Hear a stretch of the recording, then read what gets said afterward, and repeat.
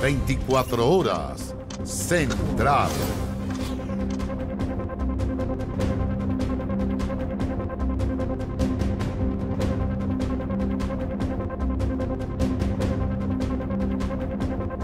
Central.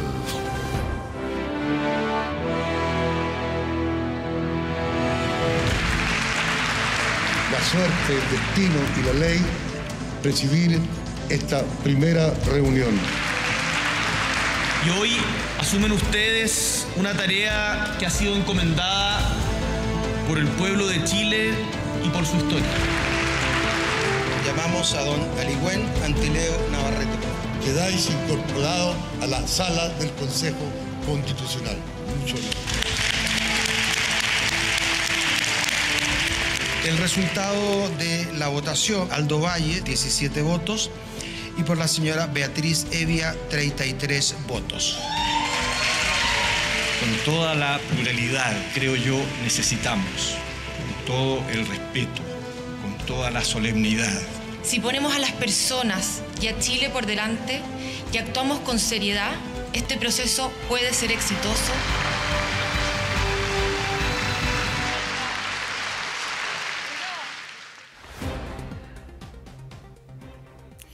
Muy buenas noches, bienvenidos, bienvenidas a las noticias. Lo veíamos ya en las imágenes, en una sobria y solemne ceremonia.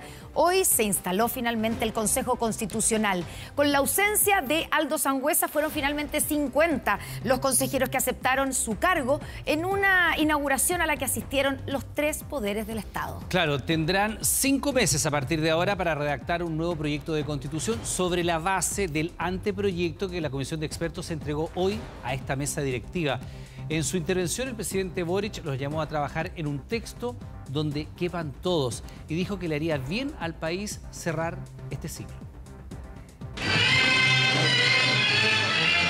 Hoy día puede comenzar una nueva época para Chile.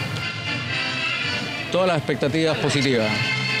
Con el mejor espíritu del mundo.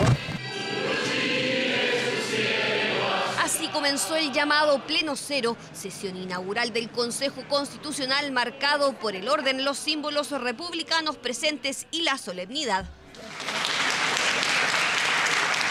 Ante la presencia del presidente de la República se desarrolló el primer discurso, el del consejero de más edad, el que por ese motivo se convirtió en el presidente provisorio del proceso. Pensemos en Chile, pensemos en las mujeres, en los hombres, campesinos, obreros, a la clase media, a la gente que confió en nosotros y nos entregó una misión, que nos dijo en la calle: escriban una constitución clara. Invitación a todos los consejeros, que se sumó a los reiterados llamados a lograr acuerdos transversales expresados por el presidente Gabriel Boric. El mandatario, que ya había alabado el anteproyecto, tomó como ejemplo el diálogo que marcó el trabajo de la Comisión de Expertos.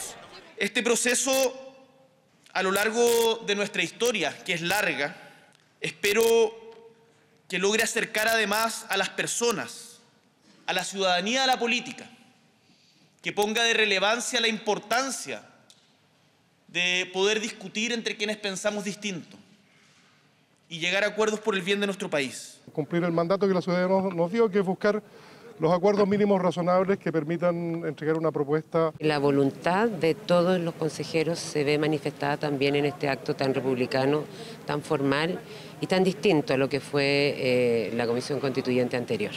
Así, en todo momento, consejeros e invitados destacaron las diferencias con la instancia que fracasó. En esta ceremonia de instalación, todos, al menos públicamente, asumieron con el desafío de lograr importantes acuerdos. ¿Aceptáis desempeñar fiel y lealmente el cargo en que habéis sido nombrado? Sí, acepto y juro cumplirlo. Sí, y viva Chile. Por mi región de Tarapacá y por Chile, acepto. 50 consejeros juraron y aceptaron el cargo. Uno, el gran ausente. Corresponde invitar adelante a don Aldo Sangüesa Carrera. Silencio en la sala, ratificado por un puesto vacío. Aldo Sangüesa no llegó a la ceremonia de instalación. El ahora ex consejero electo fue criticado incluso por sus pares tras ser acusado de abuso sexual, causa de 2019 que terminó con una suspensión condicional del proceso.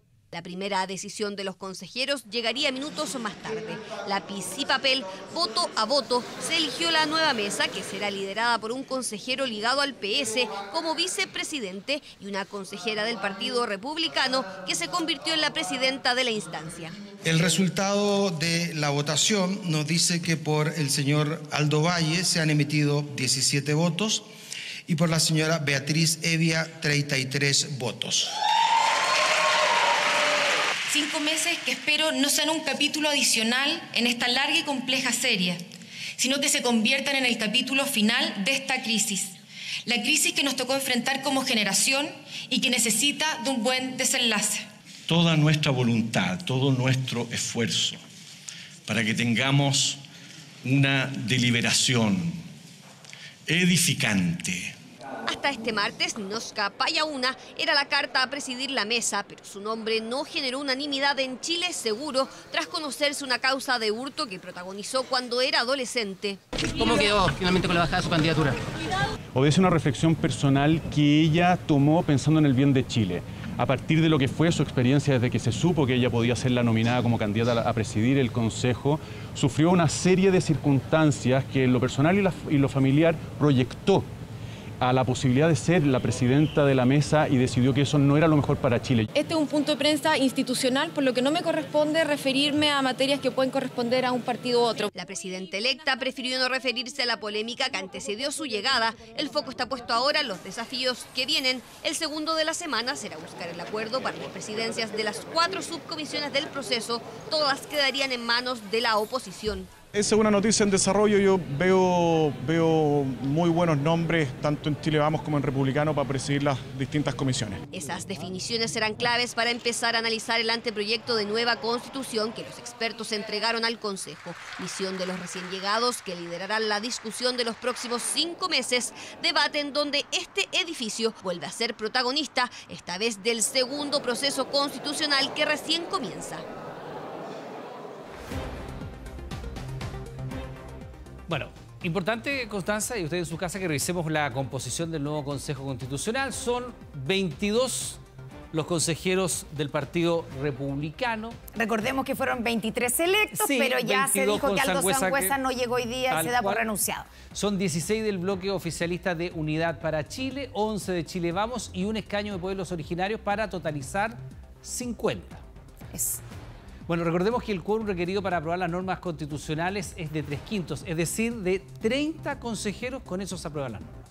Bueno, veamos la distribución por género, ¿cierto? Tenemos 50% y 50%. Recordemos que hubo una paridad absoluta, 125 hombres y 25 mujeres. Hubo durante la elección también un factor de corrección para que se lograra esto. Revisemos el promedio de edad, que es de 48,9 años. Ya, el porcentaje o el promedio más joven está con los republicanos, con 44,9 años en promedio. Los consejeros de Unidad para Chile tienen en promedio 50,5 años y los de Chile Vamos, que fueron electos como Chile Seguro, 53,5 años. ¿Quién es el consejero de mayor edad? Bueno, lo conocemos, por supuesto, el famoso cineasta Miguel Litín, consejero del Partido Socialista y que hoy día tuvo un rol relevante, ¿cierto? Fue presidente del Consejo Transitorio y fue el quien le pidió la aceptación a cada uno de los consejeros hoy día. Y el más joven es del Partido Republicano, Diego Vargas, 23 años, quien hoy día, cuando aceptó el cargo, fue el que dijo, en nombre de Dios, teniendo a Dios como testigo, acepto. Ya, esa es la caracterización, si tú quieres, por edad, por partido y también por género. En cuanto a las profesiones, veamos también, es interesante verlo. ¿Cómo se distribuyen? ¿Quiénes hay más? Abogados o egresados de Derecho son en total 19. Hay 4 profesores, 3 ingenieros comerciales y también 3 periodistas. La salud, la educación, la paridad o el reconocimiento de los pueblos originarios son algunos temas que serán parte del debate donde las bancadas buscaron que van a incidir respecto a este anteproyecto.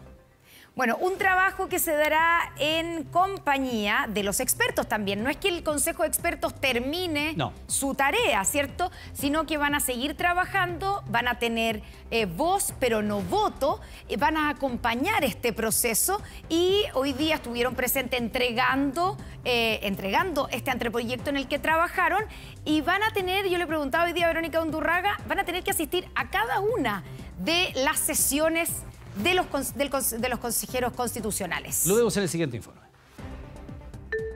Acepto por el pueblo de Chile, por mi Araucanía, por mi Chile. Con Dios Todopoderoso y Eterno por testigo. Por mi región de Coquimbo. Por Dios, la patria. Por la región de Los Ríos y Chile, sí, acepto. Acepto. Acepto. Acepto. Acepto. Acepto. Así confirmaron, así se comprometieron 50 frases de aceptación del cargo que dieron inicio a la segunda etapa del segundo tiempo del proceso constitucional. Nueva fase de inicio muy distinta a la fallida convención. Consejeros constitucionales, esta vez que de esta forma comenzaron su importante labor. Quedáis incorporada a la sala del Consejo Constitucional. Proceso que tendrá la tarea de escribir una nueva propuesta de constitución, la que debe ser entregada en un plazo máximo de 5 meses. Intensa y extenuante labor que no comienza con una hoja en blanco. Sabemos muy bien que el texto que nos han presentado los expertos es un borrador sobre el cual tenemos que trabajar. No es un punto final, sino que todo lo contrario, es un punto de partida para que llegue a ser un punto de encuentro. Es el mejor texto que se podría haber acordado en el sentido de que incluyó nuestras diferentes visiones y lo que hay ahí en el anteproyecto es aquello en lo que tuvimos acuerdo las y los 24 comisionados. Insumo base de 134 páginas, 15 capítulos y 258 artículos en los que trabajaron los 24 expertos a partir de marzo. Texto base de los consejeros y ya existe un consenso. Son estas páginas un buen punto de partida. Me parece que se ha hecho un buen trabajo. Creo que todos tenemos que agradecer el esfuerzo de las expertas y de los expertos. Fue muy serio lo que hicieron. Es un gran trabajo, un gran avance, respetando nuestra historia republicana, pero también incorporando ciertos aspectos de renovación. Es un buen punto de partida. Creo que debemos destacar ese factor, digamos, que va de alguna manera a impregnar nuestro trabajo en el Consejo Constitucional. El inicio de un texto constitucional comienza el trabajo para resolver el documento final. Todo proyecto humano es perfectible. Y por eso ya se vislumbran intensos debates en donde las bancadas buscarán incidir. Tenemos que dar un diálogo más profundo con respecto al agua como derecho humano y de consumo humano. Lo más importante hoy día, lo que la gente clama, es seguridad. Consagrar derechos colectivos, reconocimiento constitucional y participación con escaños diferenciados en el Congreso Nacional. Por ejemplo, la libertad de elegir en salud no quedó consagrada en la Constitución. Nos gustaría trabajar para que eso se logre. Los derechos de las mujeres son reivindicaciones históricas, la paridad, son reivindicaciones históricas el reconocimiento del trabajo de cuidado. Gratuidad y excelencia de la educación, desde el primer momento a todas las etapas de la educación. Temas infaltables, según los consejeros, para una nueva Carta Magna cuyo trabajo estará acompañado por los primeros protagonistas de este proceso, los expertos constitucionales, los que tendrán derecho a voz, pero no a voto. Poder contribuir a explicar por qué hicimos lo que hicimos, por supuesto mejorar todo lo que se pueda mejorar, seguir arreglando, todo es perfectible. Explicar por qué llegamos a los acuerdos que llegamos, cuáles son las razones que estaban detrás, cuáles son las razones por las cuales hay algunos temas que quedaron no incluidos en la propuesta constitucional y que es bueno que queden entregados a la legislación ordinaria. Segundo tiempo que recién comienza, consejeros cuyo trabajo estará acompañado de los expertos y también de los denominados árbitros que regularán los llamados bordes constitucionales. Instancias que ya apuntan a noviembre, el mes de la presentación, y diciembre, la fecha escogida para votar la propuesta de nueva constitución. Ya, vamos a empezar a familiarizarnos con estas nuevas autoridades que tienen la tarea de escribir el texto constitucional. Veamos quiénes son la presidenta y el vicepresidente de este nuevo Consejo Constitucional. La presidenta es ella, Beatriz Evia, miembro del Partido Republicano, tiene 30 años, es de Osorno y abogada de la Universidad de los Andes.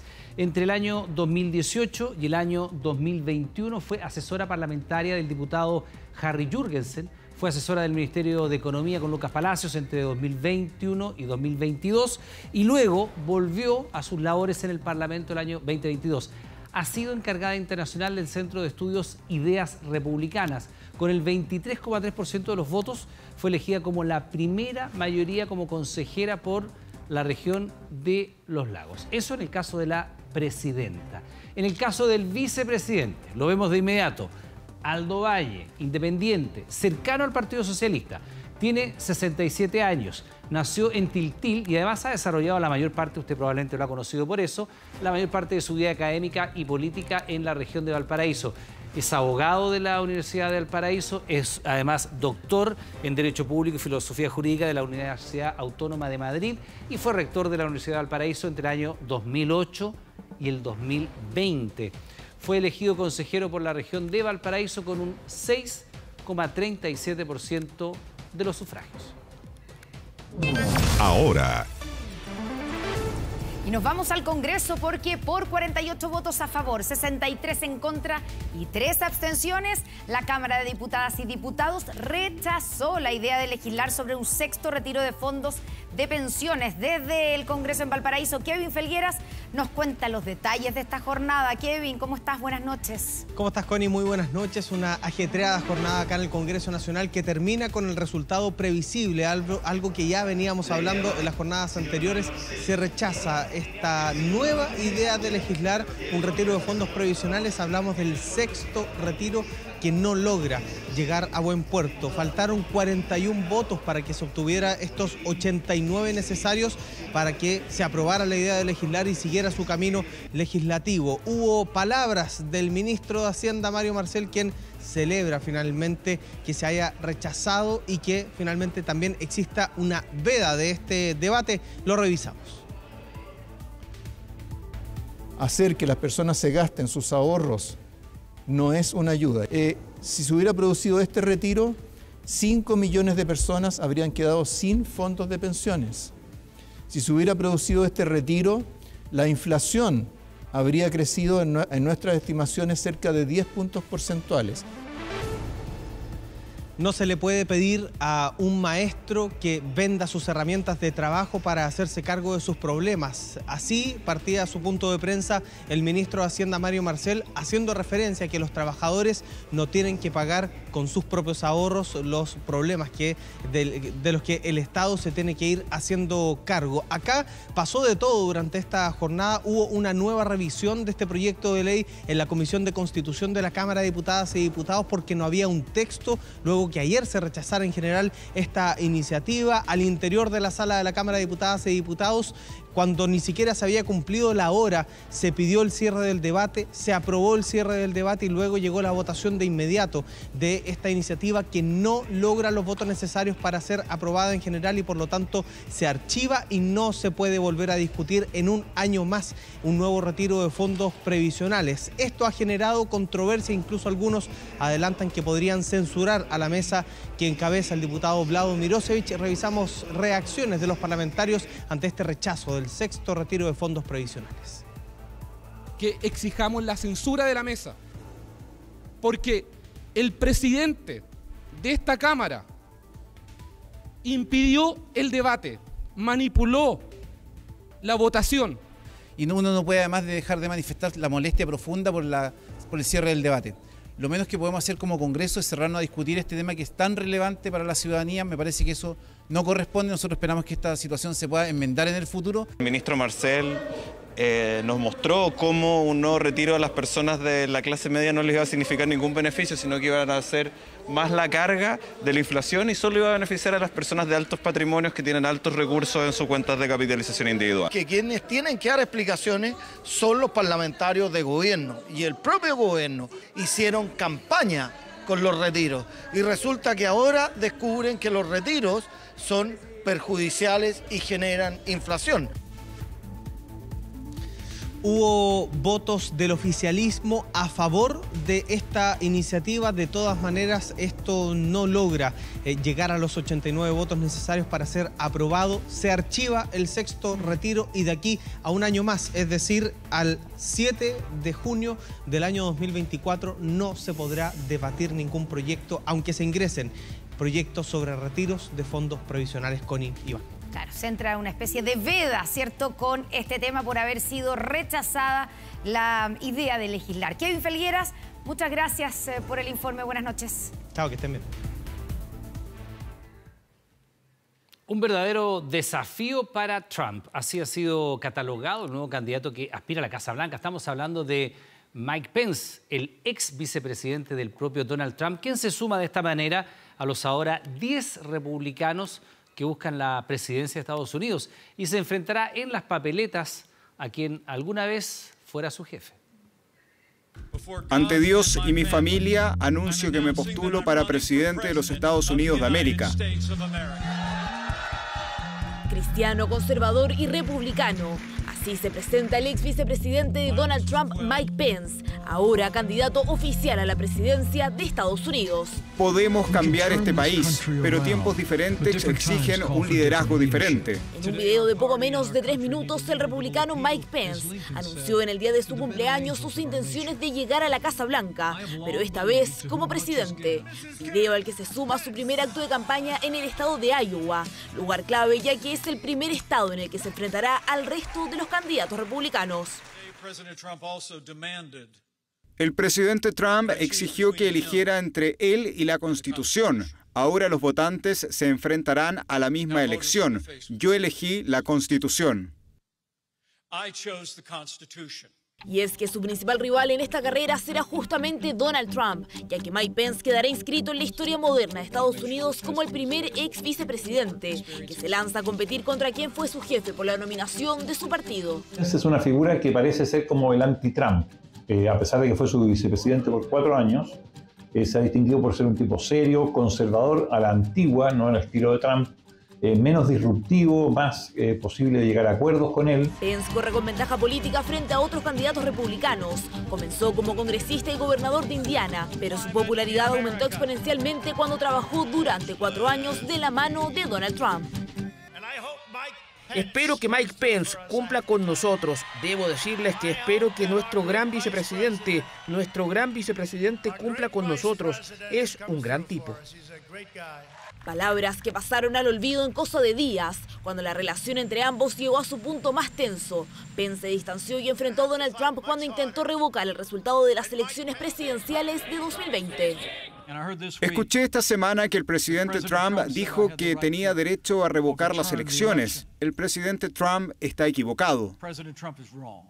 Fue así como Mike Pence pasó de ser un firme partidario y defensor de Donald Trump a uno de sus mayores rivales en la contienda republicana. Y la imagen de ellos como presidente y vicepresidente está lejos de ser la misma que en 2017 y mucho menos la cercana que tuvo el expresidente Barack Obama con su entonces vicepresidente Joe Biden. Mike Pence se instala como firme opositor al derecho de aborto y ha mantenido su apoyo a Ucrania en la guerra con Rusia, mientras que Trump y DeSantis lo han criticado, justamente sus rivales republicanos que lideran las encuestas. Según cifras de la encuesta Morning Consult, el exmandatario Donald Trump sigue liderando las primarias republicanas con un 56% de intención de voto, seguido con un 22% del gobernador de Florida Ron DeSantis, y Mike Pence estaría en tercer lugar con un 7% de apoyo. Pero en la medida que se presentan más y más candidatos que son anti-Trump, las posibilidades de estos disminuyen porque su voto se divide y las de Trump crecen. Efectivamente, en total 10 republicanos han inscrito oficialmente su candidatura para las primarias, más del triple que los aspirantes demócratas que buscan llegar a la Casa Blanca, entre ellos el actual presidente Joe Biden. Un lanzamiento de campaña que se instala como un desafío directo para el exmandatario Donald Trump, donde quienes algún día trabajaron de la mano, hoy se enfrentan directamente en las papeletas republicanas con miras en la Casa Blanca. Bueno, y de regreso a nuestro país con un caso dramático que conocimos ayer en la tarde. Tras la muerte de Mía, una guagua de apenas 2 meses en San Antonio por virus sincicial, quedó en evidencia el colapso en el que se encuentran las urgencias pediátricas de nuestro país. Bueno, la familia de esta guaguita acusa problemas de gestión y manejo del cuadro de su hija, la que se habría contagiado además el virus justamente al interior del hospital.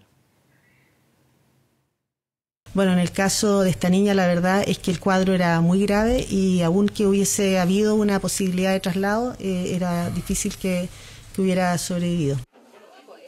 Mi hija no tenía por qué fallecer. Ella tenía para vivir. tiene que estar aquí. ¿Por qué una guagua de 2 meses tuvo que morir así?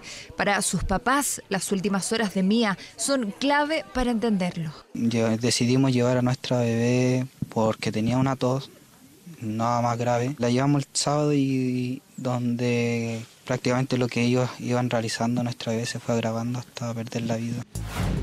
Así consta en el informe que le entregaron el 5 de junio, que detalla sus síntomas y el tratamiento que se le da. Se advierten las malas condiciones en que se encuentra y la necesidad de una cama UCI para ella, pero también se indica no hay. Y esa bronquitis se pasó a neumonía y se le pegó el virus incisión.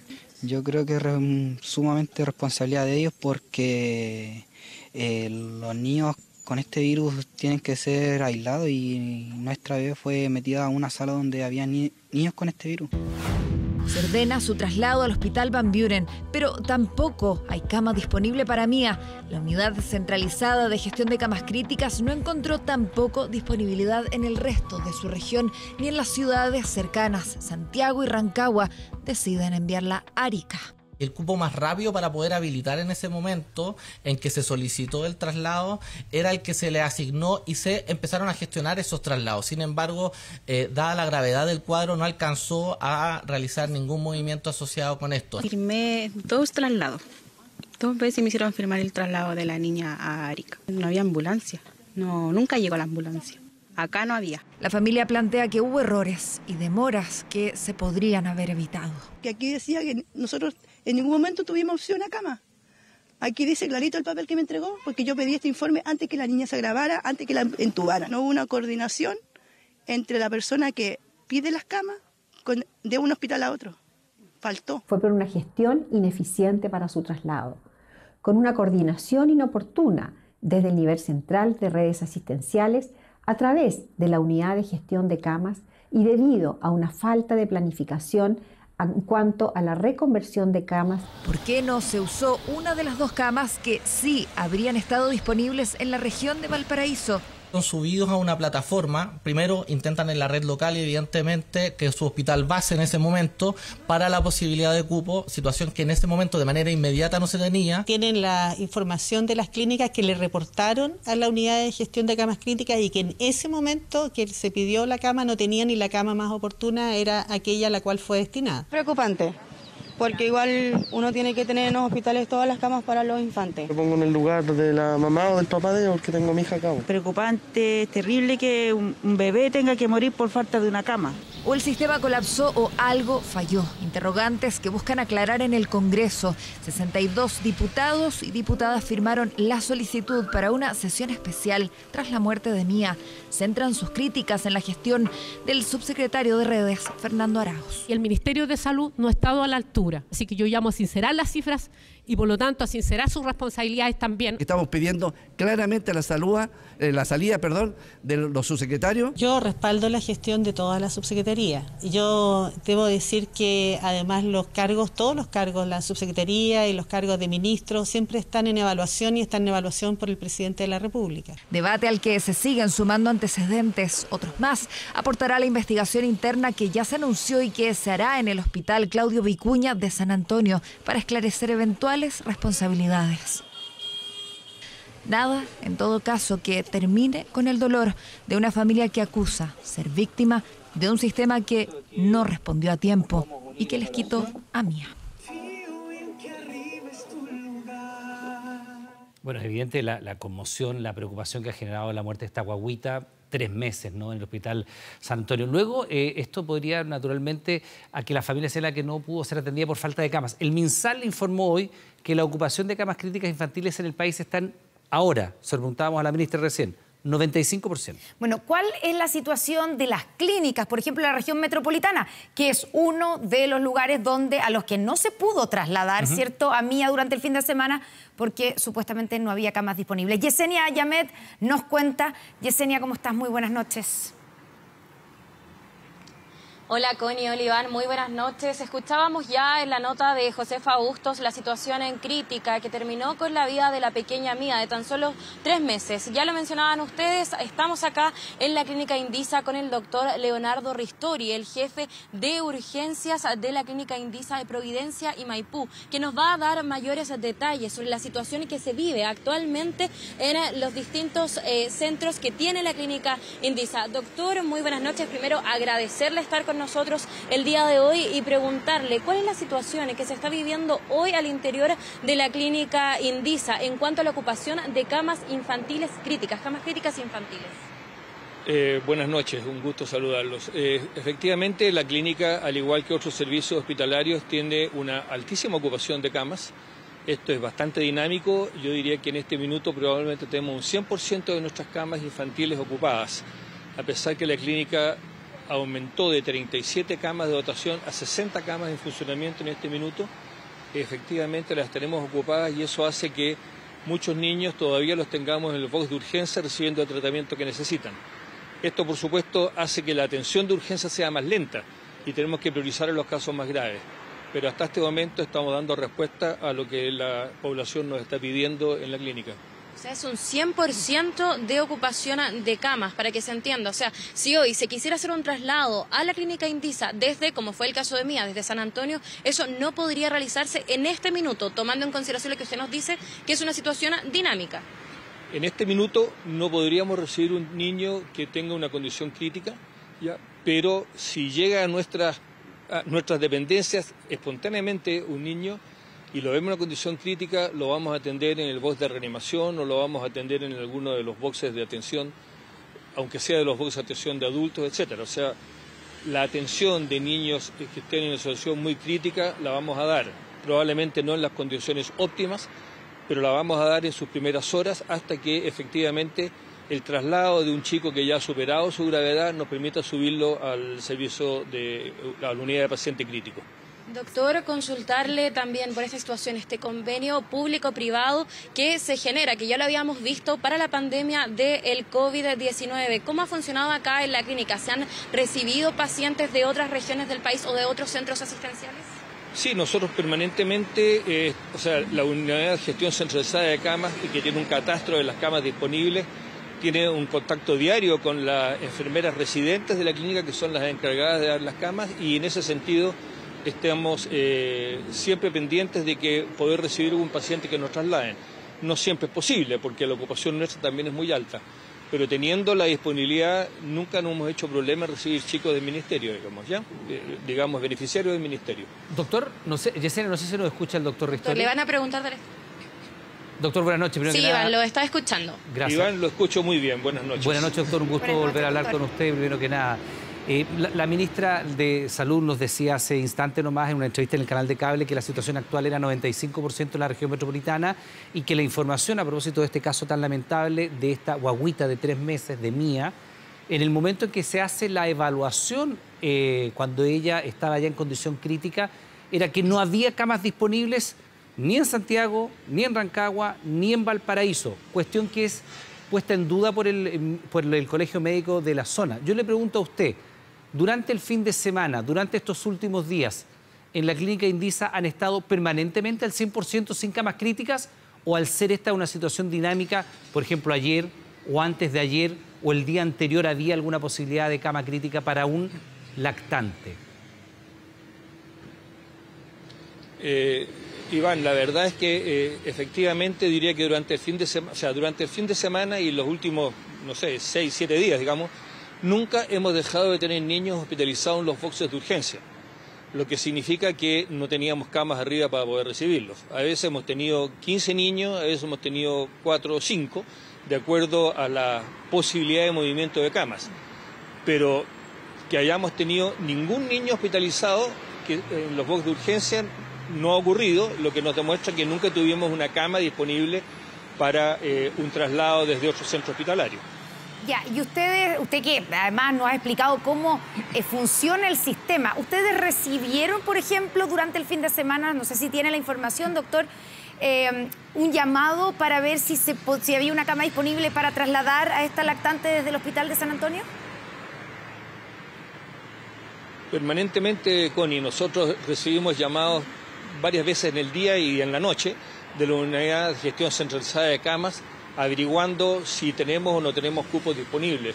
Incluso las enfermeras residentes, que son las que están a cargo de la entrega de esta información, mantienen permanentemente un catastro de lo que va dándose, de las posibilidades, para mantener informado al servicio de urgencia nuestro y también a la Unidad de Gestión Centralizada de Camas. Ya, de pero manera en este caso concreto... Durante todo el año, no solamente ahora es... Sí. Pero en este caso concreto, para yo no saber podría si decirle, es que... Connie, si en este caso concreto. Ya. Doctor Ristori, lo que aprendimos también... Connie, yo no sé si en este caso concreto se hizo la consulta. ¿ya? Perfecto. Pero que se hace la consulta y que probablemente la hicieron, porque andaban buscando una cama desesperadamente, seguro que sí. Ya, doctor Ristori, con la pandemia aprendimos también que se pueden reconvertir camas críticas, en el caso de la pandemia, de niños para adultos.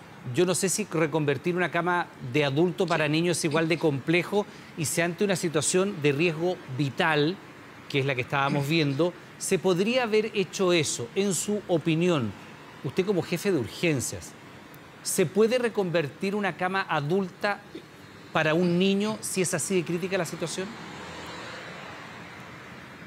Es decir, nosotros hemos reconvertido camas de adultos a niños, pero siempre tenemos que trabajar con personal especializado en la atención de niños.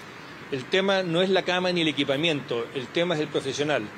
El niño, y sobre todo el lactante menor, no es un adulto chiquitito, es un niño que tiene una fisiología, que tiene otro tipo de respuesta ante las enfermedades. Por lo tanto, si bien la reconversión de adultos a niños fue una realidad, de niños a adultos, perdón, fue una realidad, de adultos a niños no es tan claro. En los niños mayores, 5 o 6 años, sí, probablemente se puede hacer, pero en lactantes de menos de 2 años, no es posible que un cirujano o un internista se haga cargo de la atención de un niño tan pequeño. Doctor, sé que es una pregunta para la cual habría que conocer la ficha clínica para tener una respuesta 100% precisa, pero hay quienes sostienen que lo que le ocurrió a la pequeña Mía es porque, en definitiva, no tenía más recursos disponibles. Si llega una lactante de esas características, con este cuadro, a una clínica del sector oriente de Santiago, ¿se le habría internado en un box? ¿Se le habría derivado a otra clínica? ¿Habría habido más recursos disponibles o era un final inevitable el que enfrentó esta guaguita? Si yo puedo responder por la clínica Indisa, la verdad, tendría que suponer que el resto de las clínicas va a responder de la misma manera. Efectivamente, nosotros la habríamos recibido aquí y la habríamos atendido en un box y habríamos puesto a disposición de ella todo lo que tenemos. ¿ya? Ahora, si realmente necesitaba ventilación mecánica invasiva, es decir, un ventilador mecánico, digamos, y intubarse, eso seguramente no lo habríamos podido hacer en las primeras horas. Probablemente habría habido una alta y nos habría permitido subir a esa chica si es que era efectivamente el caso más crítico, pero esa condición, con esa condición de gravedad en el servicio de urgencia no la habríamos podido atender. Y doctor, también usted dice, bueno, usted está hablando obviamente en base a la situación de la clínica Indisa, pero como conocedor del sistema, como le decía yo, y comparando lo que pasó con el COVID, donde efectivamente había una gestión de camas permanente para derivar casos de una región a otra, a medida que se iban empeorando, que iban aumentando los casos en una región y en otra, porque era realmente dinámico. ¿Aquí hay un problema de gestión de camas? ¿O esto, nuevamente, como preguntaba Iván, era inevitable? No, yo no creo que haya un problema de gestión de camas, y como digo, la unidad de gestión centralizada de camas permanentemente está en la búsqueda y nosotros tenemos que reportar varias veces al día las situaciones que estamos. ¿ya? Y yo estoy seguro que lo hacen todos los hospitales. Lamentablemente, el número de casos este año ha sido mucho mayor. Ha sido mucho mayor porque los niños estuvieron confinados los últimos 2 años, por lo tanto el virus respiratorio sincicial no circuló prácticamente y eso hace que ahora tengamos una población susceptible mucho mayor que la que teníamos en años anteriores. Y eso es lo que ha llevado a este colapso del sistema. Sí, ya, pero que se hace una gestión en la búsqueda de camas permanentemente, sí se hace. Doctor Ristori, a propósito de esto, hace un par de semanas más o menos, el Colegio Médico de Concepción advirtió que ellos estaban por sobre los niveles de colapso, más allá del nivel de colapso, y advertían la posibilidad de que menores, sobre todo lactantes, pudieran perder la vida a propósito de la agresiva circulación de al menos 7 virus, entre ellos el sincicial. Frente a eso, y también se lo planteábamos a la ministra Aguilera hace algunos instantes, ¿es lógico no replantearse adelantar las vacaciones de invierno teniendo en cuenta el nivel de ocupación de camas críticas, la escasez de lluvia, los problemas de ventilación en los principales centros urbanos? ¿Qué le parece a usted mantener todavía rígido ese calendario y no haber flexibilizado como el propio Colegio Médico ha pedido? Mire, Iván, la verdad es que la decisión de las vacaciones de invierno es una decisión técnica que corresponde al Ministerio. Hay que analizar la tendencia de las curvas epidemiológicas, ver qué cantidad de virus está circulando, qué tipo de virus son los que tienen mayor trascendencia en el contagio. Y yo creo que la autoridad sanitaria va a disponer de las vacaciones de invierno en el momento que lo considere más oportuno. Lo lógico sería en el pic de la pandemia, que no sé si ha llegado, porque la verdad del tema es que si nosotros adelantamos las vacaciones de invierno, puede que al retorno los niños tengamos un rebrote de circulación viral. De manera que yo dejo a cargo a la autoridad sanitaria la decisión, porque tiene que hacerse, como digo, con una mirada técnica nacional que va mucho más allá de mis propias probabilidades de poder definir el tema, digamos. Leonardo Ristori, jefe de urgencia de la Clínica Endesa, muchas gracias por haber conversado con nosotros esta noche aquí en 24 Horas Central. A Yesenia Yamet también, que está ahí en la clínica. Muchas gracias y buenas noches. Buenas noches, Cori. Un gusto saludarlos. Buenas noches. Bueno, vamos a las cifras, ¿cierto? Más del 50% de los virus respiratorios circulantes corresponden al sincicial, que ataca lamentablemente con mayor gravedad a los niños menores de 5 años, superando los registros prepandemia.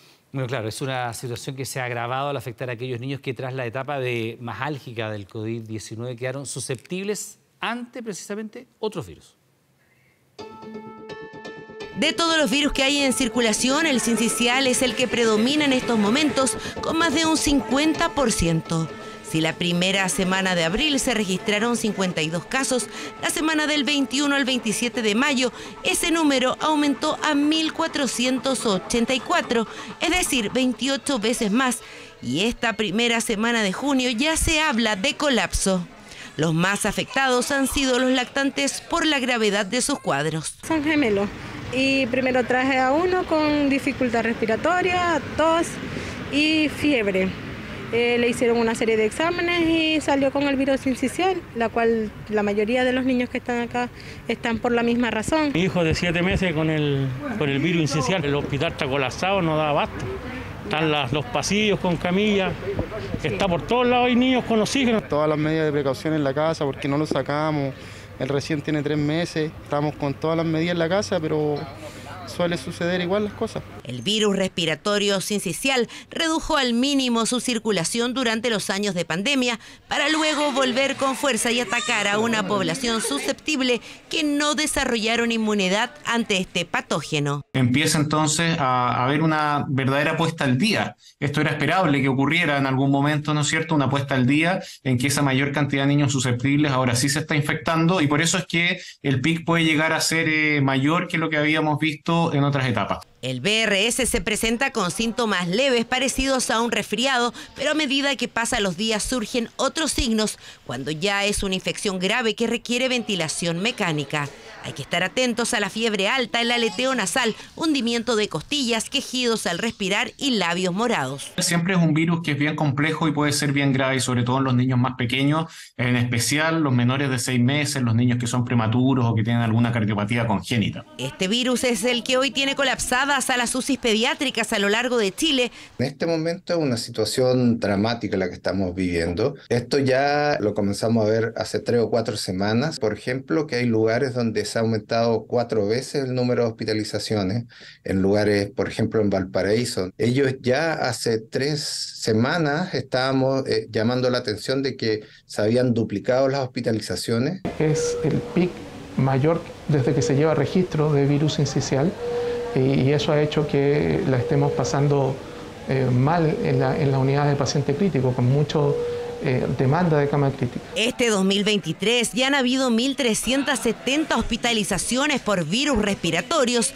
En la clínica Indisa pasaron de tener 18 camas críticas a 60. Hay que recordar además que el sincicial no tiene una vacuna todavía, por lo que hay que extremar las medidas de prevención, como evitar las aglomeraciones. Pero aquellos papás que tienen la posibilidad de dejar a sus niños en casa al cuidado de algún familiar, claramente es más recomendable que llevarlo en estos momentos a sala cuna o jardín infantil. Si yo a mi hijo no lo envío al jardín, no es que mi hijo no se va a enfermar, pero en forma global, al disminuir la población de niños que están con el virus respiratorio sincicial, podríamos ver un efecto como en la población, que disminuyan las consultas en el servicio de urgencia y las hospitalizaciones. Los cumpleaños infantiles tienen que ser suspendidos.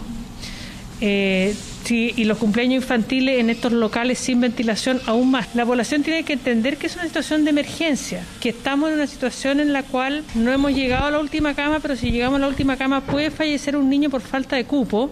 Y eso no puede ocurrir. El MinSal instruyó la suspensión de cirugías selectivas pediátricas para dedicarse por completo a la atención de virus respiratorios, una medida que ya habían tomado en algunos establecimientos ante la saturación.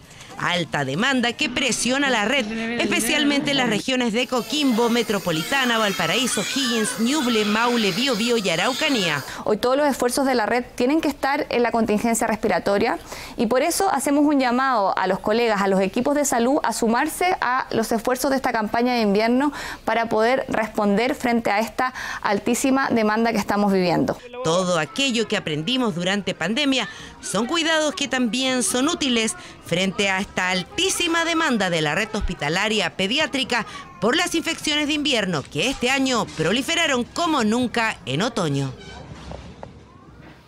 Apoderados de una escuela de Talcahuano denunciaron tocaciones, desnudos, tratos vejatorios y además exposición de videos de connotación sexual que habrían afectado a estudiantes de 10 años que cursan quinto básico, tal cual. Estos graves incidentes, que ya están siendo investigados por la Fiscalía, habrían ocurrido en medio de un operativo médico realizado por funcionarios de salud municipal. Estamos en directo con Consuelo Sotomayor, quien tiene más antecedentes de esta denuncia, que es bien grave. Consuelo, ¿cómo estás? Buenas noches. Bravísimo, ¿cómo están? Buenas noches, así es. Sorpresa, indignación, impotencia es lo que sintieron los apoderados del Colegio Villa Centinela Sur de Talcahuano al escuchar el relato de sus propios hijos. Estamos hablando de niñas y niños de tan solo 10 años de quinto básico de este establecimiento que la mañana de ayer fueron parte de un ahora cuestionado operativo médico al interior de este establecimiento en un espacio que fue habilitado en la biblioteca por parte del personal de salud del SECOF de Los Cerros. En específico apuntan a un doctor. Lo que denuncian son presuntos abusos sexuales tras este operativo, en medio de este operativo de salud al interior de este establecimiento. Los padres aseguran que los niños les relataron que fueron víctimas de tocaciones genitales, también de exhibición de material sexual audiovisual explícito, además de preguntas íntimas y una serie de otras acusaciones y situaciones que vivieron en medio de este operativo. Fueron al menos 26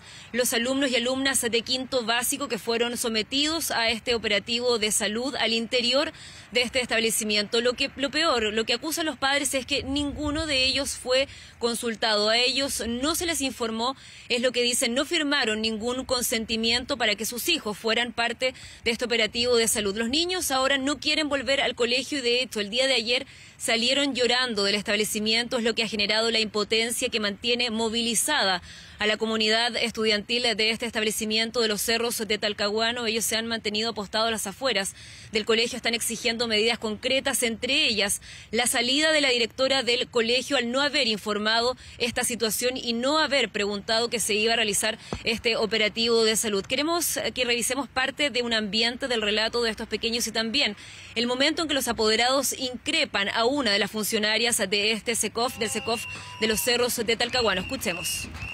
Y dijo, no mires para atrás, y al frente de él, dijo, no mires para atrás. No empezó a manosear. Dijo que a mí me tocó aquí y me tocó el poto y me tocaba cerca de acá.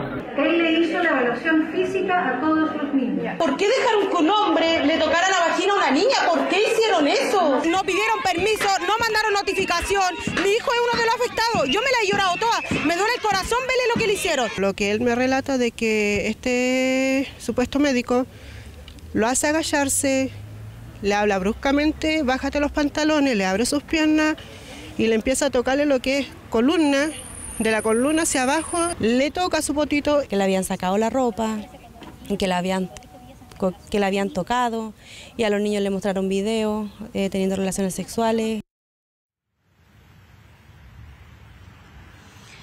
Ahí ustedes escuchaban esas declaraciones, graves acusaciones, es el relato, lo que dicen los padres que sus propios hijos les comentaron cuando los fueron a buscar al colegio, donde salieron llorando tras este operativo. Desde el municipio han anunciado que presentaron la denuncia ya al Ministerio Público, que se inició un sumario administrativo para evidentemente encontrar los responsables y aclarar qué fue lo que ocurrió en este caso. También ha habido reacciones por parte del Ministerio de Educación y también del Ministerio de Salud, donde aclararon que ningún control de salud por parte del Ministerio implica tocaciones. Tenemos esas declaraciones, escuchemos.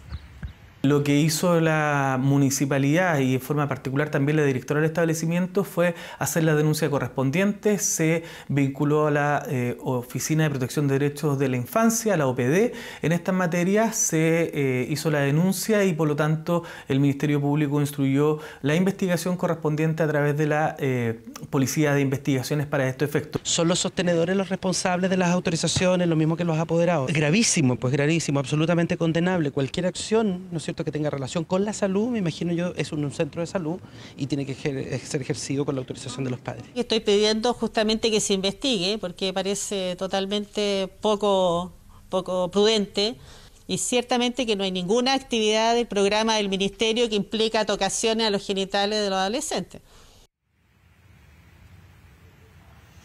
Bien, ninguna actividad del Ministerio de Salud que implique tocaciones a los genitales de los adolescentes es lo que asegura evidentemente el Ministerio de Salud. La Superintendencia de Educación también ha señalado que formalizará de oficio, que fiscalizará de oficio a este establecimiento y que tiene un plazo acotado el colegio para enviar todos los documentos. Un hecho que evidentemente ha generado reacciones en todo ámbito, también a nivel parlamentario, y es que estamos hablando que son solo niños de 10 años que se vieron vulnerados en sus derechos al interior de su establecimiento.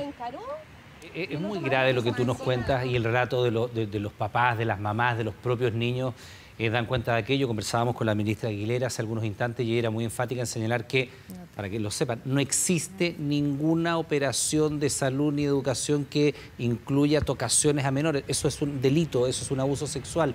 Y lo otro, preguntarte, Consuelo, ¿hay alguna claridad de qué tipo de profesionales son los que llevaron adelante estos, vamos a decir, esta actividad de alguna manera? Porque también existía la versión de que eran médicos. Entonces yo no sé si tú has podido averiguar qué profesionales eran y quién encargó esta actividad que no se le consultó ni a la mamá, ni a los papás, ni a los tutores de esos niños de 10 años.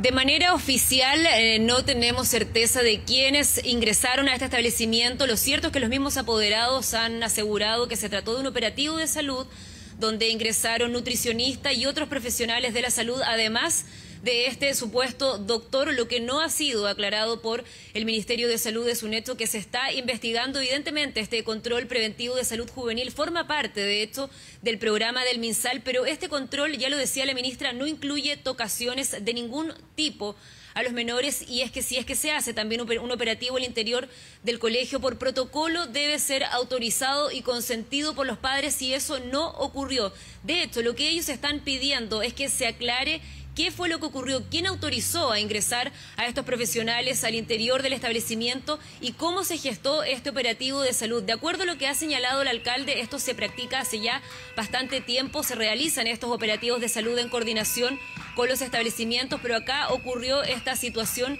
que evidentemente ha generado reacciones y que mantiene muy preocupada y molesta y con impotencia a la comunidad estudiantil de este establecimiento. No quieren que se vuelva a repetir porque los niños tampoco quieren volver al establecimiento y volver a enfrentar una situación como esta. Consuelo, dentro del relato que tú misma nos entregabas, se ha podido chequear porque los relatos señalan que incluso hubo aparte de las tocaciones, que sería el abuso sexual más grave de lo que se ha cometido, insistimos, contra el niño de 10 años. Exhibición de material audiovisual que sería de sexo explícito, ¿eso es así? Eso es lo que relataron los niños a sus padres. Hasta ahora no hemos tenido confirmación de aquello, es todo lo que ha informado el alcalde en este caso y que se está investigando por parte del Ministerio de Salud, también por parte del Ministerio de Educación y evidentemente la investigación que lleve a cabo el Ministerio Público en conjunto con la Policía de Investigaciones que ya están realizando las diligencias para poder aclarar esto. Lo que dicen los alumnos de quinto básico es que se les mostró material audiovisual sexual explícito, además de una serie de preguntas de connotación sexual y también preguntas íntimas, además de las tocaciones, que fue lo que ellos mismos relataron a sus padres cuando los fueron a buscar al colegio cerca del mediodía de ayer. No, impresionante. Esto es de esos casos que realmente uno le cuesta entender quién diseña algo así, cómo estas situaciones ocurren. Y tiene que haber una investigación de la cual nosotros vamos a quedar atentos a los resultados, por supuesto, Consuelo. Muchas gracias y estamos en contacto en cualquier momento. Buenas noches. Buenas noches. Vamos a otro tema. La PDI busca a estos delincuentes que después de robar una camioneta en Peñalolén, atropellaron y mataron a una mujer de 41 años. La fallecida era madre de 2 hijos y murió a pocas cuadras de su hogar. Todo ocurrió mientras cruzaba la calle de regreso a casa después de su jornada laboral. Bajan 5 sujetos, todos armados, muy agresivos. Me bajan, entre 2 me tiran al suelo. La furia de estos 5 delincuentes la descargaron contra ella, asaltada junto a su pareja, y todo para robarles la camioneta. Me vuelven a buscar para volver a tirar, a buscar la llave, hasta que habían quedado tiradas. Pasada la medianoche, llegaron los asaltantes en un auto. Amenazaron a la pareja con armas de fuego, justo cuando alistaban el cierre de su botillería en la comuna de Peñalolén. Los delincuentes encontraron las llaves en el piso y así emprendieron su escape con la camioneta por Avenida Grecia. Llegando hasta la calle Ictino, en la cual realizan un viraje en U, ingresando a la pista de solo buses e emprendiendo nuevamente la huida por Avenida Grecia en dirección poniente. Y atropellan a una mujer de unos 40 años aproximadamente en calle con los Molineros, Grecia con los Molineros. En este registro se puede apreciar la alta velocidad en la que iban los delincuentes en la camioneta robada. Ahí iban, justo un segundo antes de atropellar a Lisette Gutiérrez Montero, de 41 años. La mujer cruzaba la calle en un semáforo con luz verde y fue impactada por los asaltantes. Solo le quedaban 7 cuadras para regresar a casa. Y estamos destruidos, como familia estamos destruidos. Una persona súper alegre, jovial, divertida. Entonces nos vamos con una pena. Bueno, era el alma de la fiesta siempre. Entonces esta gente se valora el doble. Lisette era recepcionista en un hotel y la mataron cuando iba camino a su hogar, cruzando en la misma esquina como lo hacía todos los días. Era madre de una niña de 6 años y de un joven de 23. Después del atropello, su familia denunció la pérdida de sus documentos personales. Todos creemos que al momento de que se impacta, ellos se dan a la fuga, debe haber pasado un transcurso de tiempo donde después le robaron sus cosas, entonces tampoco tenía su cédula de la identidad. Entonces estamos hablando de otro tema. En cuanto al otro vehículo que se desplazaba a los antisociales, huyó en sentido contrario por calle acá La Foresta hacia el sur. El impacto fue tan fuerte que la parte delantera de la camioneta se destruyó. Evidencia y registros que muestran la alta velocidad con la que escaparon los delincuentes. Según las víctimas del asalto, no sobrepasarían los 20 años de edad. Aquí mataron a una persona y la destrozaron. A nosotros, gracias a Dios, aparte de los golpes, no fueron a mayores vehículos, cosas materiales. Lo que hay impotencia es que lo que decía Carabineros es que son puros niños. Que la gente tampoco toma conciencia de los actos de los niños. ¿Dónde están los papás de esos niños?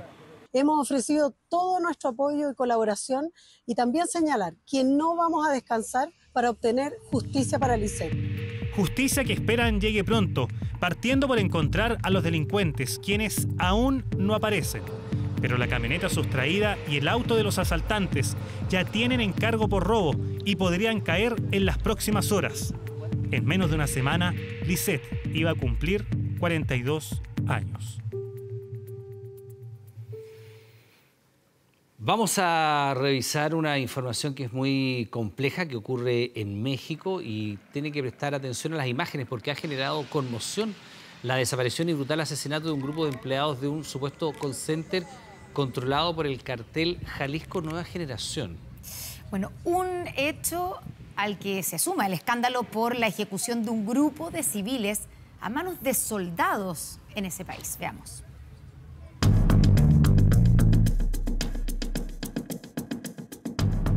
En México parece ser una regla implícita que los que trabajan para el cartel de Jalisco Nueva Generación, uno de los más poderosos del país, solo pueden dejar el grupo con la prisión o la muerte. Una cruda teoría que se hizo realidad para 8 trabajadores que intentaron fallidamente renunciar a una central telefónica bajo su control. En Jalisco, la Fiscalía Estatal confirmó la identidad de los restos encontrados en Zapopan. Sí pertenecen a los jóvenes desaparecidos de un call center. La pesadilla comenzó a fines de mayo. Un total de 6 hombres y 2 mujeres habían sido reportadas como desaparecidos por sus familiares después de que no regresaran de su trabajo en la ciudad de Zapopan, muy cerca de Guadalajara, en el estado oeste de Jalisco. Más tarde, el hallazgo de restos descuartizados dentro de más de 40 bolsas de plástico la semana pasada hacía temer lo peor. Lo que hay es una identificación preliminar. Es una barranca donde aventaron estas bolsas que contenían partes de cuerpo de estas personas, un acto de brutalidad. Restos humanos dejados a la deriva, que según confirmó la Fiscalía del Estado de Jalisco, pertenecían a los trabajadores desaparecidos. Y es que lo que no sabían sus cercanos sobre su empleo era que no se trataba de un call center común y corriente, sino de uno en manos de narcotraficantes, dedicado a estafar a estadounidenses y canadienses mediante ofertas falsas de bienes raíces. El reclutamiento se realiza mediante personas que son enganchadoras, que reciben un porcentaje por cada persona que llevan. Y por otro lado, también los anuncios clasificados en los diarios. Y desafortunadamente muchas veces, ya cuando están ahí, se dan cuenta que la pena por no aceptar el trabajo, por salirse del trabajo, pues es la muerte. Tan así que lo ocurrido con estos trabajadores es parte de un preocupante patrón. Si México cerró 2022 con un récord de 110,000 personas desaparecidas, Jalisco fue el estado donde se registró el mayor número de casos, con más de 15,000. Hay mucho más desaparecidos y de otros call centers. Uno preguntando como familiar dijo, no, pero es que también en otros lados también ha habido desaparecidos. Pues hay que hacer algo. Ola de violencia que también ha quedado en evidencia con la revelación de un video que muestra lo que sería la ejecución extrajudicial de 5 civiles a manos de militares en el violento estado de Tamaulipas. Al parecer, sí hubo ajusticiamiento y eso no se puede permitir. Entonces, cuando hay un abuso, cuando hay un exceso, cuando se violan derechos humanos, tiene que castigarse a los responsables. Así, este hecho que está siendo investigado y la desaparición y cruel asesinato de los trabajadores en Jalisco aparecen como recordatorios espeluznantes de la violencia que por décadas ha asolado y convulsionado a todo México. Informe 24. Es un servicio que hoy tiene millones de trámites pendientes y que según sus trabajadores está operando con una dotación mínima. El registro civil por estos días se las ingenia para dar respuesta a los usuarios, atendiendo incluso los días sábados. Sí, de hecho nos consta, es así. Investigamos la falencia del sistema y conocimos las cifras de licencias médicas presentadas por los funcionarios de la entidad. ¿Influye esta ausencia laboral en el funcionamiento del servicio? Lo vemos en el informe 24 de Jordán Jopia y Joaquín Lavé.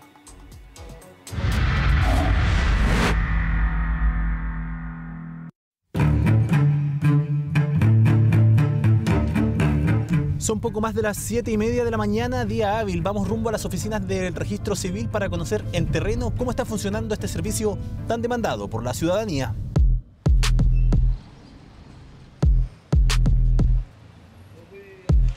Millones de documentos vencidos han trasladado las miradas de autoridades y ciudadanos a este importante servicio próximo a cumplir 140 años. Uno que en el último tiempo ha digitalizado varios de sus trámites, pero que de manera permanente es cuestionado por la forma en que opera su sistema. ¿Qué trámite viene a hacer? Placa patente, se me perdió la semana pasada y traté de pedir hora en La Pintana, pero me dieron hasta el 22. De junio. Entonces vine la semana pasada a preguntar si se podía sacar aquí y me decían que daban números, así que aquí estamos. Voy a sacar el carnet de cuarto para las 7 de la mañana. Cuarto para las 7 de la mañana. ¿Ha intentado sacar hora por internet? ¿Cómo le ha ido con ese...? Sí, no, mal, mi sobrino me quiso sacar hora y no pudo. Andamos ahora al azar y buscando si tenemos suerte de poder encontrar un número. Las filas del registro civil ya no son como antes. El agendamiento a través de internet ha reducido la cantidad de personas que antes se aglomeraban afuera de sus oficinas. Aún así hay quienes llegan a las sucursales porque dicen se generan filas virtuales con horas disponibles muchas veces para semanas o meses más adelante. Tenemos un servicio que está bastante tensionado. Hemos tenido que afrontar 3 millones de cédulas al inicio de este año que estaban vencidas, producto de la pandemia, más las cédulas que regularmente iban a vencer. Ninguna de estas personas en las afueras de la sucursal de Lo Espejo tiene hora para realizar su trámite. Están cruzando los dedos para que se genere un sobrecupo. Pues un sobrecupo de los agendados que hay. Primero tienen que esperar la lista de agendamiento y una vez que la jefa nos diga a nosotros, ya chiquillos, anoten 5 personas, 10 personas, 20 personas, pero eso depende de la lista primero. A través de la Ley de Transparencia, el equipo de Informe 24 tuvo acceso a las cifras de licencias médicas de funcionarios del registro civil. En 2022 se presentaron 11.055 licencias, una cifra no menor en un servicio que cuenta con solo 3.103 funcionarios a nivel nacional.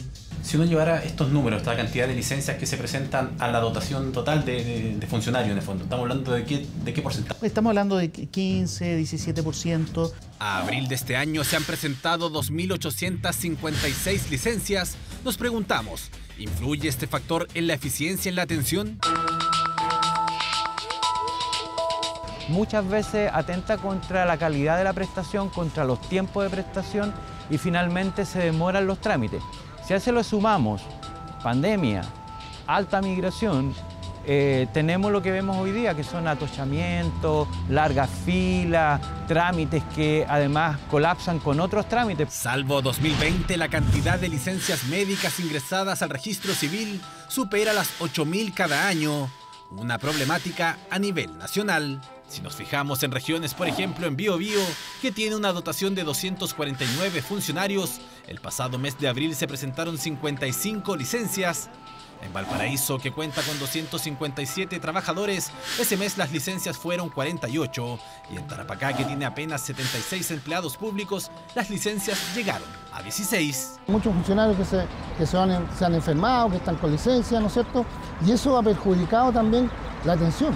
Salvo que tengan su propia pandemia, y obvio que eso no es posible, hay gente que se está aprovechando, hay gente que está haciendo que el sistema se relaje. Y si a esa gente no le pasa nada, si somos muy tolerantes con eso, todo se empieza a relajar, a deteriorar y estamos donde estamos.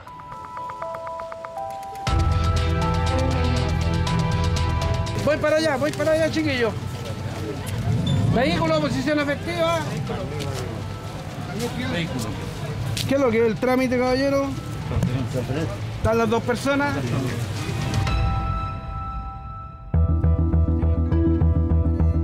Poco más de las 8:30 de la mañana y en Lo Espejo comienzan a repartir números a quienes llegaron sin hora agendada. Al problema de las licencias médicas se suman otros factores que, según acusan los funcionarios, estaría afectando el correcto funcionamiento del servicio. Tenemos un déficit por lo menos de 300, 400 funcionarios en todo el país. La tecnología es otro tema que también se pasan cayendo los sistemas, ¿no es cierto? Y el funcionario tiene que dar la cara porque son las 10 de la mañana, 9 de la mañana, vienen a atenderse, ¿no es cierto? Y se cae el sistema. Hay áreas donde, por ejemplo, en el extremo sur, donde solo un funcionario atiende, por ejemplo, una comunidad enorme, entonces también tiene déficit. A nivel nacional, Registro Civil tiene 476 oficinas, poco más de 200 de ellas son atendidas por solo una persona. ¿Es suficiente la dotación de este servicio? No, claramente necesitamos más personal. Cada vez que una persona jubila o una persona renuncia, en cualquier otro lugar, en cualquier otra entidad privada, autocontrataría. Nosotros no podemos, porque hay una restricción. Nosotros tenemos que tener una autorización especial para poder contratar, y cada vez que se produce un cupo tenemos que generar un proceso. Por eso que no es inmediato. Es lento el registro civil y no es de ahora, es de toda la vida que ha sido lo mismo. En Cabo tenéis por lo menos registro civil. Yo, como le digo, ahora es carnet, después para la licencia todavía me falta a la hora. Tengo como para 2 meses más. Yo no entiendo por qué hay tan poca gente, hay una persona atendiendo. Operatividad a ratos inentendible para los usuarios. Dotación insuficiente a juicio de quienes trabajan y dirigen un sistema tensionado que pareciera sobreexigirse cada vez que un funcionario presenta una licencia médica. La gente que está con licencia es porque está reventada. Llegamos a la conclusión que donde hay una dotación mínima, ¿no es cierto?, cuando se van enfermando los funcionarios y después se van enfermando los otros, porque vuelven, y entonces por eso hablo de un círculo vicioso, digamos. En el sector privado, anualmente se emite 0,5 licencias por cada trabajador del sector. Mientras en el sector público estamos hablando de 3 o 3,5 licencias por funcionario. En el caso de los funcionarios públicos, no les afecta en su remuneración, pues estos perciben el 100% de su remuneración. Eso a diferencia del sector privado, donde en la mayoría de los casos la licencia médica se paga dependiendo de los días de ausencia laboral. Que una persona está con licencia, no sé el por qué no se organiza la institución en reemplazar a las personas que están con licencia para que siga la efectividad para atender a las personas. Todos sabemos los muchos problemas que tienen, lo mucho que cuesta conseguir hora para un pasaporte, para un carnet en muchos lugares.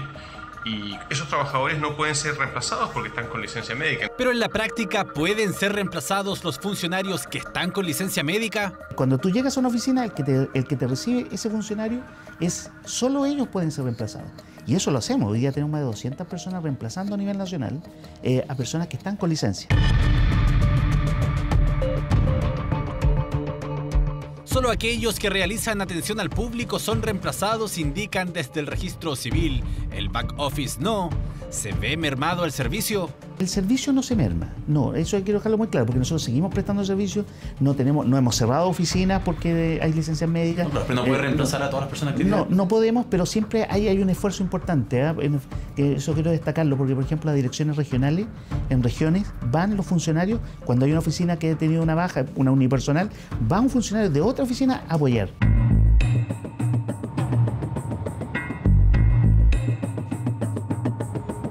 La realidad de las horas disponibles para atención en el registro civil es bastante dispar dependiendo de cada comuna. Si uno busca en el sistema tradicional, la próxima hora en Alhué es para el 10 de julio, en Buin para el 4 de septiembre. Panorama que cambia con la atención que se habilitó para los días sábado, algo que no muchos saben y por eso insisten en recurrir a la oficina presencial. ¿Lo alcanzaron a anotar para atenderlo? Sí, 10 números no nos dieron. Sí, ahora esperar a que los llamen, ¿no? Pues que los que tienen hora van a atender primero y después nosotros que venimos por los números. De las horas solicitadas por internet, hoy 1 de cada 3 no es ocupada, lo que genera sobrecupos para quienes llegan a las sucursales. Cuando todos decidimos ir a la misma hora, se nos produce el taco, ¿no es cierto?, en la carretera. Esta es la misma situación. Si tú vas después de la 1, en nuestra oficina, la mayoría ha bajado mucho y la atención es bastante menor. Yo vine sin hora y pude solucionarlo. Fue bastante bueno porque me habían tirado para el 22 de junio en La Pintana. No sé cómo estará funcionando ahora, pero lo necesitaba hoy.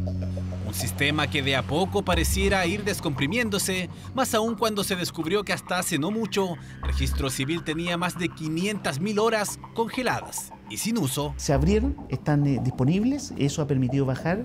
Queremos saber sí qué pasó. Eso no es un tema, yo lo asumí cuando llegué y por lo tanto los equipos están trabajando y vamos a ver la responsabilidad de corresponda, o de si el sistema tenía alguna falla, que también se puede ocurrir, no lo descarto, pero estamos esperando los resultados de esa investigación.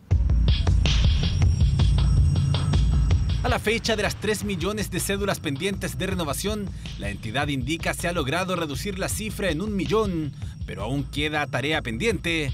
Para eso, el plan de atención los días sábado, que opera desde fines de marzo, se mantendrá funcionando hasta fin de año. Se nos ve que, que los del registro civil, que son flojos, que son acá, que no atienden, que quieren que atendamos todo el día. No se puede atender todo el día tampoco, porque los funcionarios atendemos hasta las 2 de la tarde, se cierran las cajas, después hay que cuadrar las cajas y en la tarde hay que seguir con el trabajo interno, porque si no queda ahí, ¿quién lo hace? Una vez superado todas las falencias y una vez superada la mochila que traemos de estas 2 millones de cédulas que nos quedan de la pandemia, esperamos hacia el final del año ya entrar en régimen y, por cierto, bajar toda la atención que se nos ha producido. Esperé más de 3 horas acá porque hay solamente una caja que está atendiendo. Bueno, el público igual era alto, pero por lo menos pude sacar el carnet sin sacarlo por internet. El foco del registro civil hoy está puesto en la atención y en generar confianza en los usuarios con las citas virtuales. ¿Pero qué ocurrirá con las licencias médicas de su personal? Estamos chequeando el tema de las licencias porque hay personas que abusan y ante el abuso nosotros no lo podemos aceptar. Y también decir que las licencias que son rechazadas, eso no lo hacemos nosotros, lo hace el sistema médico correspondiente, la institucionalidad, nosotros hacemos los descuentos correspondientes. Son las falencias y los esfuerzos por mejorar un sistema que solo el año pasado realizó más de 63 millones de trámites, uno que acusan ya está tensionado y con una dotación que dicen no se ajusta a los requerimientos de un servicio tan demandado por los usuarios. Vamos a revisar estas imágenes. Vean, así entró en erupción el volcán Kilauea de Hawái, considerado como uno de los más activos del mundo. La erupción comenzó a primera hora de la mañana, pero los flujos de lava se limitan actualmente dentro del cráter. Kilauea, el segundo volcán más grande de Hawái y uno de los volcanes más activos del mundo, entró en erupción por última vez en enero y su actividad se prolongó hasta el mes de marzo. Este miércoles el Observatorio Volcánico de Hawái detectó un resplandor, lo que indicaba que se estaba produciendo actividad dentro del cráter. Mientras tanto, la alerta de aviación se elevó a rojo mientras se evalúa la situación. Este volcán ha tenido varias emisiones de lava durante años. Incluso en 2018 destruyó más de 700 hogares. Bueno, finalmente se concretó la renuncia de la ministra Ángela Vivanco a la vocería de la Corte Suprema. En las últimas horas el gobierno presentó ante el tribunal un recurso de aclaración, buscando tener certeza sobre el universo de beneficiarios ante eventuales compensaciones. No, yo no me arrepiento absolutamente de nada, jamás me retracto de aquello que yo he dicho con convicción. Yo he tenido un gran apoyo de mi sala. Para mí el asunto ya está terminado. Fueron parte de los descargos de la ministra Ángela Vivanco al renunciar a la vocería de la Corte Suprema. A las 9 de la mañana en punto, la magistrada se dirigía a la oficina del presidente del máximo tribunal, Juan Eduardo Fuentes. Tras una reunión que se prolongó por 20 minutos, lo que era un secreto a voces fue oficializado. He presentado mi renuncia al cargo fundamentalmente porque el periodo de agitación que ha habido posterior a una entrevista mía, que no di en calidad de vocera, sino que la di desde el punto de vista de mi visión y experiencia, hace aconsejable que yo deje en libertad de acción al Pleno del punto de vista comunicacional. Tras 443 días, Ángela Vivanco dejó la vocería de la Corte Suprema, salpicada por la entrevista que concedió el fin de semana al diario La Tercera, donde aseguró que el fallo sobre las ISAPRES considera compensaciones económicas solo para los afiliados que demandaron a las aseguradoras. La noticia fue informada a todos los ministros de la Suprema, quienes este martes sostuvieron una nueva sesión de pleno. Se acordó entonces aceptar la renuncia voluntaria presentada por la ministra y también agradecerle especialmente su destacado desempeño, compromiso y dedicación durante el periodo en que ejerció dicha labor. Vivanco seguirá integrando la tercera sala de la Corte Suprema, instancia que en las próximas semanas deberá pronunciarse respecto a los recursos de aclaración que ya han presentado 4 ISAPRES y el gobierno durante las últimas horas. ¿Sigue a firme la idea de estudiar una acusación contra Ángela Vivanco? Si es que reunimos las firmas suficientes de diputados y diputadas, sí. Ha sugerido una forma en que las ISAPRES puedan modificar ese fallo, y eso nos parece bastante delicado, y por lo tanto creo que lo que correspondería es que se inhabilite. Lo peor que se puede hacer desde la política es tratar de amedrentar la independencia de los ministros de la tercera sala. Nosotros no podemos, desde otro poder del Estado, poder reglamentar o dictaminar si actúan o no inhabilidades. Debate al que también entró el gobierno, bajándole el pulgar a las ideas de los diputados oficialistas. De hecho, yo le podría decir algo a la inversa.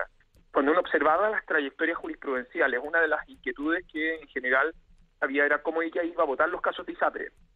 Y lo que ha caracterizado a la ministra Vivanco en toda su trayectoria jurisprudencial es que ha sido una ministra que ha fallado en general contra las ISAPRES. Nosotros necesitamos una respuesta formal de la Corte y eso es lo que estamos esperando después de la solicitud de aclaración que hizo la Superintendencia de Salud y que ingresó anoche. La Corte Suprema abrió una ventana de tiempo para terminar de recibir recursos de aclaración de las partes involucradas en el fallo de las ISAPRES, recursos que surgen tras la polémica entrevista a la ministra Vivanco, que terminó costándole la salida de la vocería del máximo tribunal del país. El presidente de la República, Gabriel Boric, invitó a La Moneda al presidente de la Confederación de la Producción y del Comercio, Ricardo Meves. La reunión fue un día después de que el ministro de Hacienda, Mario Marcel, conversara con la CPC para avanzar respecto a un pacto fiscal. La cita se extendió por cerca de 1 hora, en la que, según el representante del empresariado, se trataron de forma general temas de crecimiento, inversión e incluso seguridad. La confianza que tiene que haber entre el gobierno y el sector privado para ir abordando la necesidad y el desarrollo que hemos planteado, ¿no es cierto?, nos interesa mucho de cara a lo que el empresariado necesita, que son estímulos a la inversión, crecimiento económico. Ante la pregunta de si se conversó sobre la reforma tributaria, Meves respondió que sí se trató, pero no de manera específica, ya que según él, el encuentro fue más bien cordial y que se continuará con las conversaciones. Vamos a ir conversando con quien corresponda, si es el ministro Marcel, el ministro de Economía, ¿no es cierto?, Grau, aquellos temas ya más sectoriales. Finalmente, el representante del gremio empresarial destacó la importancia de las instancias de conversaciones que permitan ir acercando posiciones. 24horas.cl. ¿Sabía usted que existe un bono que se entrega de por vida? Es el bono postlaboral, que entrega dinero indefinido y en su totalidad a quienes lo reciben. ¿Cómo obtener esta ayuda? Se lo contamos en 24horas.cl. Ya, para dar un par de pistas, es para funcionarios públicos con 20 años de carrera. Para que no todos se entusiasmen, y una serie gente buscando. Estamos terminando las noticias, como siempre, muchas gracias por estar junto a nosotros. La invitación es que permanezca en nuestra sintonía. Ya llega todo por Mi Familia y por nuestro canal 24 Horas Vía Pública con Matías del Río, que anda ya por aquí en el estudio. Que tengan muy buenas noches. Hasta mañana. Hasta mañana. Bye.